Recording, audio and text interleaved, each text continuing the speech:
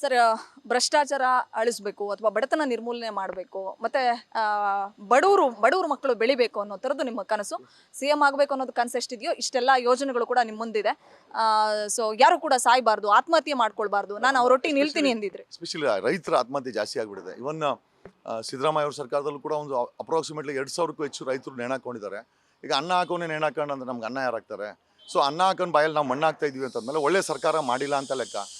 ಇವತ್ತು ನಾನು ನೋಡ್ತೀನಿ ಉತ್ತರ ಕರ್ನಾಟಕದ MLA ಬಸವನಗೌಡ ಪಾಟೀಲ್ ಅವರೆಲ್ಲ ಬಂದರೆ ನಮ್ಮ ಕ್ಷೇತ್ರಕ್ಕೆ ದುಡ್ಡು ಬಂದಿಲ್ಲ ಅಂತ ಕೇಳ್ತಾರೆ ಹೊರತು ನಮ್ಮ ಕ್ಷೇತ್ರದಲ್ಲಿ ಇಷ್ಟು ರೈತರು ಸತ್ತೋಗಿದ್ದಾರೆ, ಯಾಕೆ ಸತ್ತಿದ್ದಾರೆ ಅಂತ ಯಾರೂ ಮಾತಾಡಲ್ಲ. ಅಲ್ಲಿ ಬರೀ ಅಲ್ಲಿ ಬಂದರೆ ಲೇವಡಿ ಮಾಡೋದು ಅಥವಾ ಯಾರನ್ನ ಹೆಣ್ಮಕ್ಳನ್ನ ರೇಗಿಸೋದು, ಈ ಥರ ಕುಂಠಿತ ಮಾತುಗಳನ್ನು ಆಡ್ತಾರೆ. ಅಥವಾ ನನ್ನ ಕ್ಷೇತ್ರಕ್ಕೆ ಗ್ರ್ಯಾಂಡ್ಸ್ ಎಷ್ಟು ಬಂದು ಹೆಸರು ಬರ್ತಾರೆ, ನನ್ನ ಕ್ಷೇತ್ರದಲ್ಲಿ ಎಷ್ಟು ಅನ್ಯಾಯ ಆಗಿದೆ ಅಂತ ಯಾರು ಕೂಡ ಹೇಳ್ತಾ ಇಲ್ಲ. ಅಕ್ರಮಗಳು ಏನು ನಡೀತಂತೆ, ಕೃಷ್ಣಾ ನದಿ ದಂಡೆಯಲ್ಲಿ ದಿನ ಮಾಫಿಯಾ, ಮರಳು ಮಾಫಿಯಾ ನಡೀತದೆ. ಅಲ್ಲಿರುವಂಥ ರಿಸೋರ್ಸ್ಗಳನ್ನೆಲ್ಲ ಕದೀತಾ ಇದ್ದಾರೆ ಇವ್ರುಗಳು. ಎಲ್ಲರೂ 3 ಜನರಲ್ಲೂ ಕೂಡ ಕಳ್ಳರಿದ್ದಾರೆ. ಒಂದು 50 ಫ್ಯಾಮಿಲಿ, 50 ಸಮೃದ್ಧಿ ಕುಟುಂಬಗಳು ಕರ್ನಾಟಕದ ಪೊಲಿಟಿಕ್ಸ್ನ ಇಟ್ಕೊಂಡು ಆಟ ಆಡ್ತಾ ಇದ್ದಾರೆ. ಅದು 3 ಪಕ್ಷದಲ್ಲಿದ್ದಾರೆ.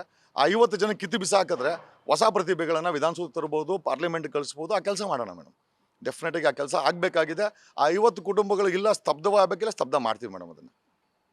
ಸರ್, ರಾಜಕೀಯ ಸಿನಿಮಾ ರಂಗದ ಮೊದಲ ಮೆಟ್ಟಿಲು ಅಂತಾರೆ. ಫಸ್ಟ್ ನೀವು ರಿಯಾಲಿಟಿ ಶೋಗೆ ಬಂದರೆ ಬಿಗ್ ಬಾಸ್ಗೆ, ಸೊ ಅಲ್ಲಿಂದ ಜಿ ಕನ್ನಡದ ಒಂದು ಶೋಗೆ ಹೋದ್ರಿ ಡ್ಯಾನ್ಸ್ ಕರ್ನಾಟಕ ಡ್ಯಾನ್ಸ್ಗೆ.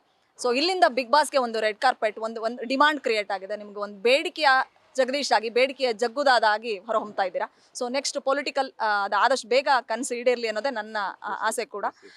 ಸೊ ಇನ್ನೊಂದು ಮಾತು ಹೇಳಲೇಬೇಕು, ನಂಗೆ ಗೊತ್ತಿಲ್ಲ ಈ ಪೂಜಿತಾ ಅನ್ನೋ ಹೆಣ್ಣು ಮಗಳು ಯಾಕೆ ನಿಮ್ಮ ವಿರುದ್ಧ ತಿರುಗಿ ಬಿದ್ದಿದ್ದಾಳೆ, ಏನು ಕಾರಣ, ಆಕೆಗೂ ನಿಮಗೂ ಏನು ಕನೆಕ್ಷನ್ ಸರ್, ಏನು ರೀಸನ್ ಏನು, ಅದ್ರ ಬಗ್ಗೆ ಒಂಚೂರು ಎಕ್ಸ್ಪ್ಲೈನ್. ಐ ಥಿಂಕ್ ದರ್ಶನ್ ವಿರುದ್ಧ ಪ್ರೊಟೆಸ್ಟ್ ಮಾಡಿದಾಗ ಅಲ್ಲಿ ಆಕೆನೇ ಎಂಟ್ರಿ ಕೊಟ್ಟಲು. ನನಗೆ ಗೊತ್ತಿಲ್ಲ ಆಕೆನ ಫಸ್ಟ್ ಟೈಮ್ ನೋಡಿದ್ದಲ್ಲಿ ಬಂದೆಲ್ಲ ಪಕ್ಕದಲ್ಲಿ ನಿಂತ್ಕೊಂಡು ಭುಜಕ್ಕೆ ಟಚ್ ಮಾಡಿಕೊಂಡು ನಿಂತ್ಕೊಂಡಿತ್ತು. ನನಗೆ ಹೆಣ್ಮಕ್ಳು ಹತ್ರ ಬಂದರೆ ನನಗೆ I really avoid it. But ಪತಾನಿ ಲೈಕ್ ಆಕೆಗೆ ಬೇಜಾರಾಗುತ್ತೆ ಅಂತ ನಾನು ಜೊತೆಲಿ ನಿಂತ್ಕೊಂಡೆ.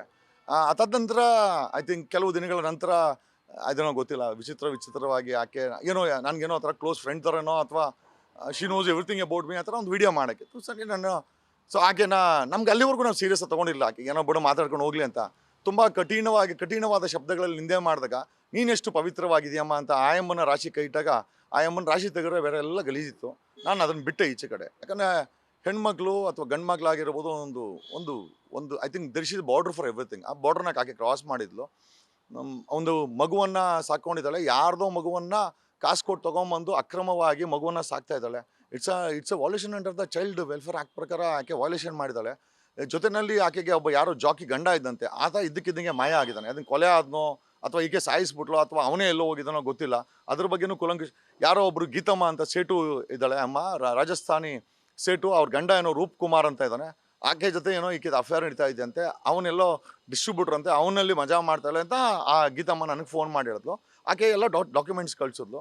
ಈಕೆ ಬ್ಯಾಕ್ಗ್ರೌಂಡ್ ನೋಡಿದಾಗ ವಿಚಿತ್ರವಾಗಿದೆ.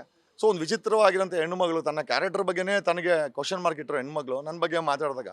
ಗ್ಯಾರಂಟಿ ನ್ಯೂಸ್, ಸುದ್ದಿ ಖಚಿತ, ನ್ಯಾಯ ನಿಶ್ಚಿತ.